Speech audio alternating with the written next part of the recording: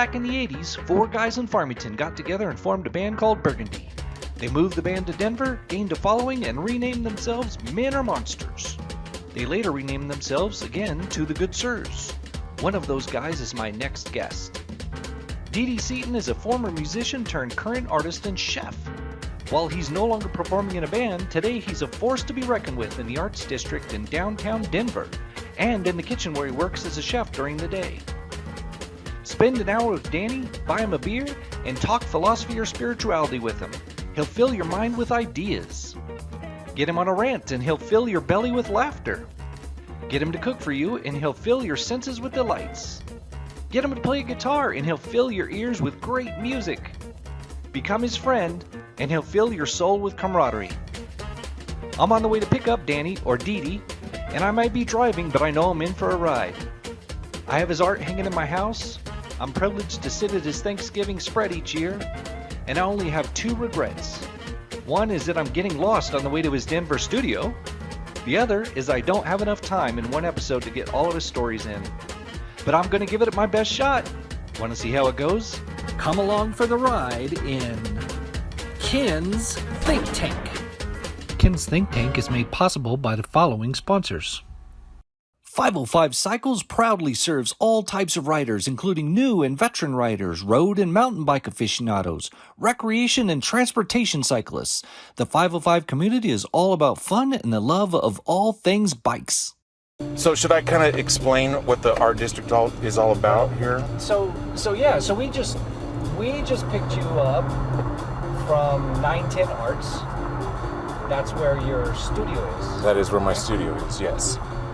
And it's in the Arts District in Denver.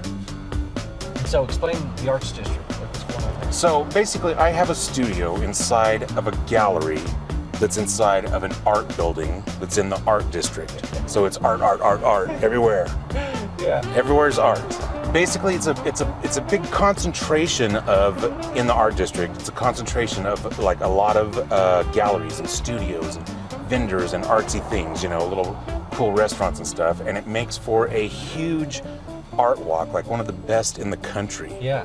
I mean, lots of people come out for this thing. And so they do that every Friday? It's called First Friday? Is that what it is? The first Friday of every month. Right. And they do third Friday too, but it's not quite as popular as first Friday. There are months where I seriously have like 1,000 people come through my studio. Right. And that's like every month, even in like winter when there's blizzards and stuff. People love this stuff, So 1,000 people on a single Friday. Oh yeah. Running through there. Oh yeah. Man. And so you get to meet and greet all of them, and it's a blast, it's a lot of fun. Do they have musicians and things like that? Well, I mean, I'll have musicians, like if I do shows, I'll have musicians play, or they'll like hang out in the gallery, and there's all kinds of weird stuff going on, You'll see like parades of people like dressed like bunnies and stuff. It's ridiculous. But you'll see musicians on the street, little people in costumes, just artsy people having a blast, Wow. Yeah, it's a lot of fun. That's awesome. Have you ever been to one of them? No. Not once, huh? Yeah. No, I with some help created the art walks in Farmington, but they don't come close to comparing. Of course, it's Denver, and we don't have an arts district specifically, but well, you kind of have an artsy scene down there. Yeah. I remember that show I did down there was pretty cool. When did you realize you were an artist? That is a good question, because I think it was like after 10, 15 years of painting. Honestly, I'd been doing it for a long time, and it like kind of dawned on me one day. It's like, oh, that's why I'm so strange, Because I mean, seriously, I painted for, I'm not even kidding, like 10 years before I even told anybody that I even did it. Yeah. It was just something that I just did because I was kind of like digging into myself, and having fun. I didn't really expect anything out of it, right? Right. Which is kind of the way you should do it, actually. Yeah. And then one day, I bought a digital camera. Okay. And like the only thing I really had to take pictures of was my artwork. So I took a bunch of pictures of these paintings I've been doing. They're all like in my bedroom. They're like all over the walls and everything. I start showing them to people, right? And I'm like, here, check this out. I like making these paintings, and I'm expecting to hear stuff like, wow, that's really cool. Man, you should keep that up or something, you know? Yeah. That's what I was expecting to hear. And I'm showing it to them, and people are like, why do you work here? What are you doing? You know, they're like saying, go to Artistville and sell paintings, you know? It's like, you know, that's, and I heard it over and over and over, you know? Yeah. And I'm like, are you kidding me? And honestly, they were pretty terrible paintings at the time, you know? It was kind of a hobby, like just... Oh, it was just something I did exploring because your brain and yeah. I mean, I was a musician for a long time, and then but when you're a kid and you're like learning to play the guitar, of course you're like looking for like those fast licks and all this stuff, and eventually you grow up and you want to do something that's like kind of meaningful, and you're like looking for some creativity and stuff, and that's whenever I started to like draw and paint and I would meditate, and you know, I'm kind of looking for like the other side of the, you know, the real stuff, you know. Yeah. I went from being a musician, like a shredder, I'm like playing fast licks and stuff when I was a kid, like loud and to like kind of actually thinking about what I'm doing. Right. Figuring out different ways to express yourself.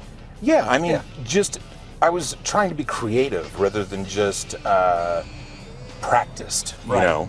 Right. So yeah, you were a musician. You started a band. You guys started that in Farmington? You're originally from Farmington, New Mexico, yes. And so did you guys start that in Farmington? Oh yes, very young, as a matter of fact. Okay. We were a band like very, very young. My first band, I mean, we were playing together since we were kids, right? Right.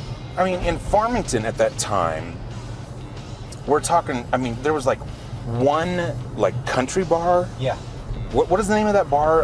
Top Deck.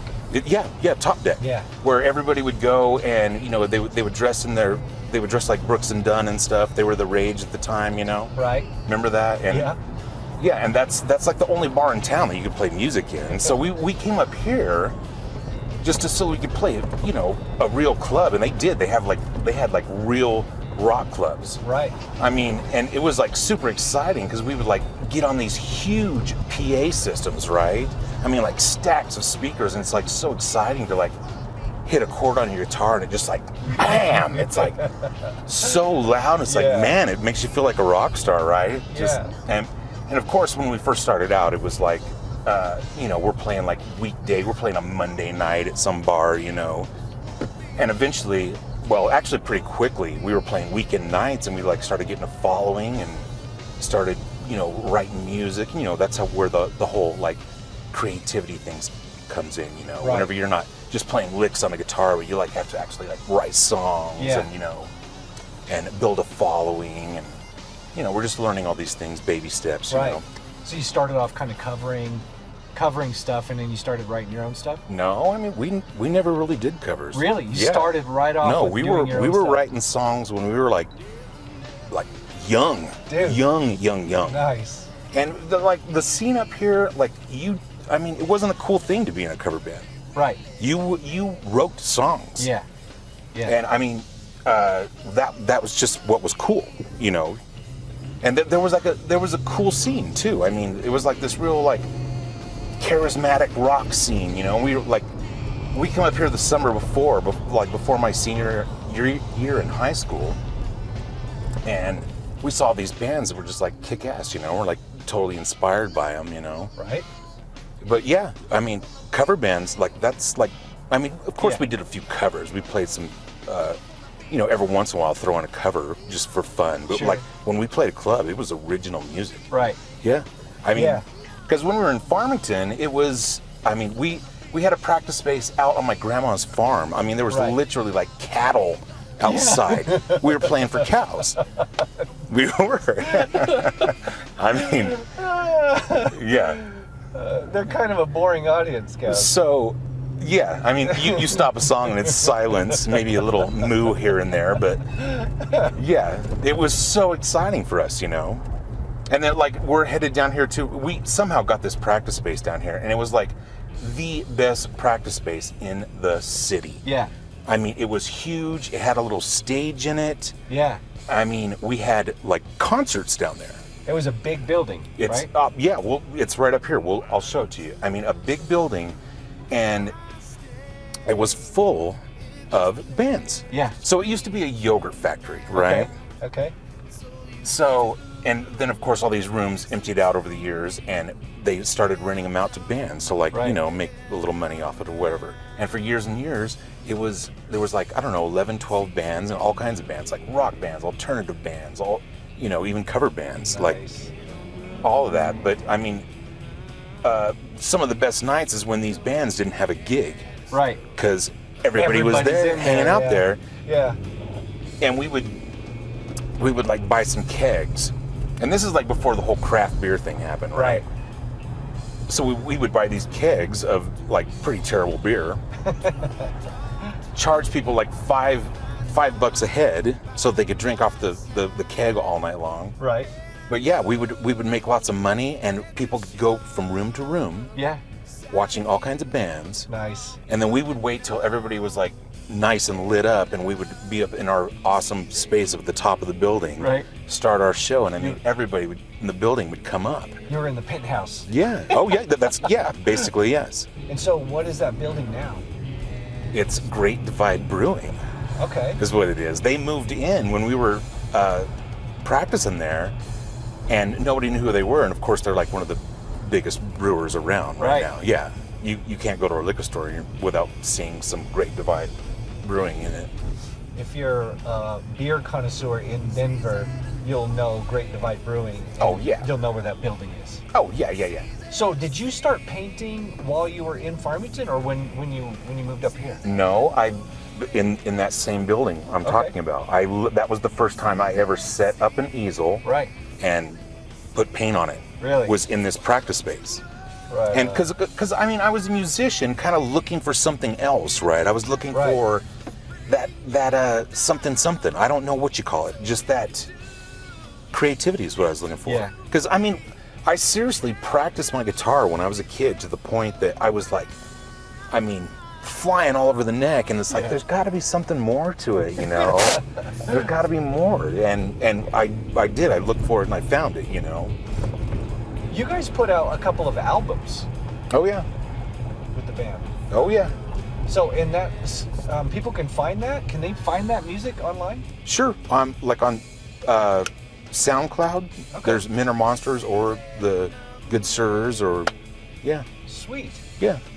I listen to them all the time. Yeah.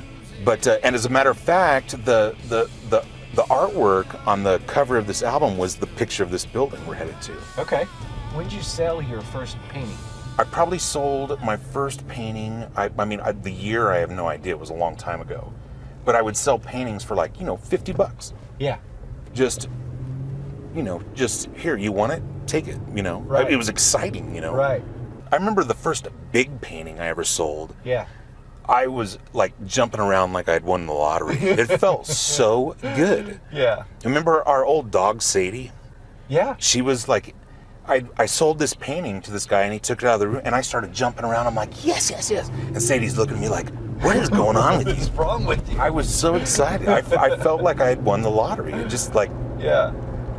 Do you remember when you first set up in a studio?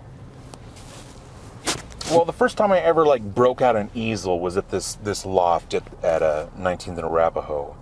And, I sat down. I just remember it feeling like really comfortable, It's like, it just felt right, and that was kind of my first studio. It's basically it was the practice space for our band, but I mean, I had a little corner set up where I could paint and stuff. I painted in a garage that was like so cold that I would have to like dress in layers. I can't believe I did this. I did it for years, as a matter of fact. Right. I painted in a garage where I would just like have to like, I put on like 3 pairs of sweatpants and like stood next to a propane heater in the winter, bucket of gesso, put it on a stove and put it on a low flame, and like thawed it out like a soup so that I could prep a canvas. Right. I was like so dedicated for some reason. It was ridiculous. I can't believe. I look back on that. It's like, I can't believe I did stuff like that. You were having shows. You were exhibiting while you were still there, while you were painting there. Oh yeah. Yeah. I started showing my paintings in like, little shows, coffee shops. But like the first like real show I got into in a real gallery, I had this cool painting of Brigitte Bardot, right? Yeah. I remember, I was like set on getting into this gallery. It was like, they're juried shows. You gotta submit your paintings, and then someone says, yay or nay, Right. And I had never done that before. So I submit this painting. I submitted 2 paintings, and one of them they were like, nope. But Yeah. and I was so bummed because I got rejected from the show. I wanted it so bad. I even went out and bought a suit to like go to the reception and stuff. Right. But I'm sitting there, my phone is sitting on the coffee table, and it was like buzzing, bzz, bzz, bzz, bzz, bzz, bzz, and I'm like depressed as shit because I thought these guys had rejected me. Oh. So I checked, and it was like I had a message, and so I checked my messages, and it's Pirate Gallery over here, and I got into my very first gallery. Nice. Yeah, it was. That's awesome. That man. was a great feeling. Explain what happened with Willie.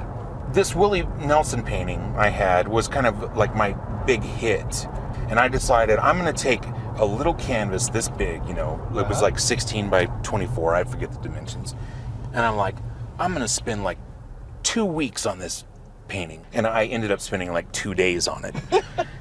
But that was just like one of my it was like just a really good painting. And I was like so proud of this painting, you know. But I had it sitting in my studio for like years and years, and with like NFS, a little tag on there. It means not for sale. Yeah. It's because I don't want to part with my buddy, you know. Right. But this guy walks in one night and he's like, "Why isn't this for sale?"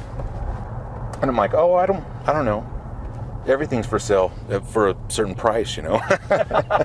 But he was like, "Well, I work for Willie Nelson." Yeah. He's like, I'm the CEO of his hemp company, and if you're willing to part with this, I'll buy it from you. Yeah. I'm like, I guess so. Cool. And he gave me a good price, and then he starts showing me pictures of Willie Nelson at his birthday party and stuff. Yeah. You know, he's hanging out with him, and Nice. so yeah. That was just a really good night. So was he was planning on giving that to Willie as like a birthday present or something? Yeah, he would.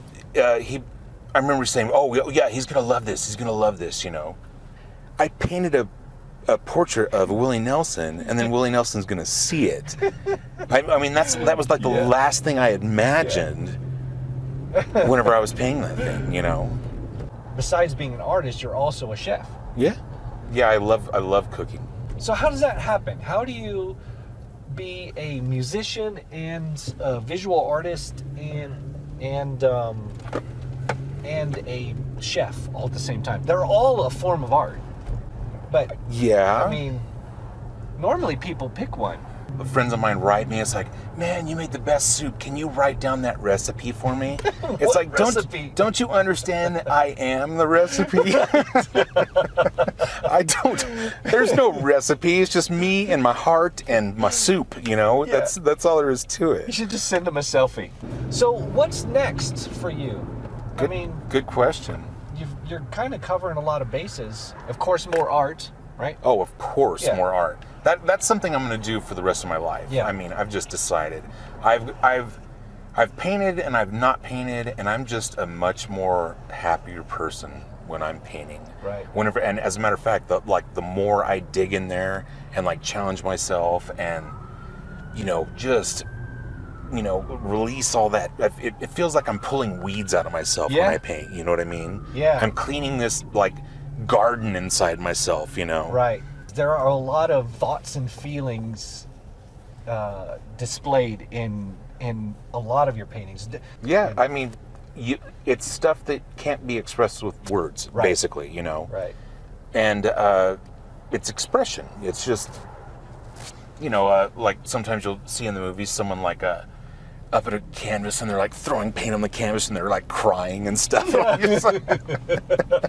That's how it feels sometimes. Yeah. I've never actually like wept while I'm making a painting, but Crying that's what on it the feels inside. like sometimes. Yeah. Yeah. Oh man. So, It's just like letting it all out, you know. Yeah. You got it. It's like you're screaming or something, you know. Right. That's what it feels like. Do you have a favorite? I don't like to use the word favorite painting, but like a painting that means more to you than, for whatever reason, than maybe some other. So I have this one piece. I don't know why. I mean, because whenever I first started out, I was like looking for like this sense of style, right? Mm-hmm. I wanted to. I'm like looking for this unique brand, you know. And I have a painting called ERNK, E-R-N-K. Right. Do you know which painting I'm talking about? Yeah, I have a print of it. Do you? Oh, Yeah, that's right. You have a little print of yeah. it. Cool. Yeah, cool beans, man. Yeah. Nice. But for like years and years, I felt like this painting described this style I was going for, and it has like that real guttural pull, Right. you know. It has like the, and as a matter of fact, the ERNK part is like, that's literally like this.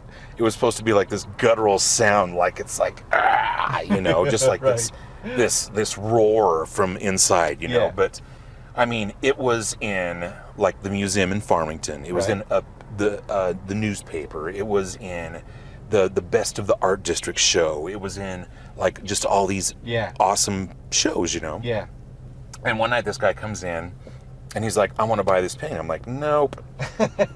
That's my baby. You're not taking it. Yeah. And he was like, I want to buy this one and this one. And he pulls out a big old wad of cash, and it's like, I mean, this is after years and years of showing this piece. It's like, Right. man, at some point you've got to like kind of let go. Yeah. And, You got to and- raise the child and send him out in the world. yeah, but I mean, I don't know if it's my favorite, but that's the one that kind of like Right. it was hard letting go of that one. Right. You know. Okay. Well, along with Willie too, it was hard letting go Yeah. of him too, even though it was like Yeah. one of the best nights of my life. That's you an know. amazing painting, man. Yeah, thank you. Yeah. I mean, You know what? Which one I really like right now, currently, because I like a bunch of them for different reasons, but freckles. Something Oh, about yeah? freckles, man. I love really? it. Yeah. And I Did- have a thing for like redheaded women with freckles, and that just draws me every time. I can't stop looking at it and looking through stuff, and I'm like, oh, there she is again. Well, dude, thanks for coming on the show with me, man. Right on. Thanks for having me. That's nice. Yeah. Thanks for allowing me to get us completely lost somewhere in Denver. Thanks for getting us stuck in traffic. I needed some more of that in my life. That's what I'm here for.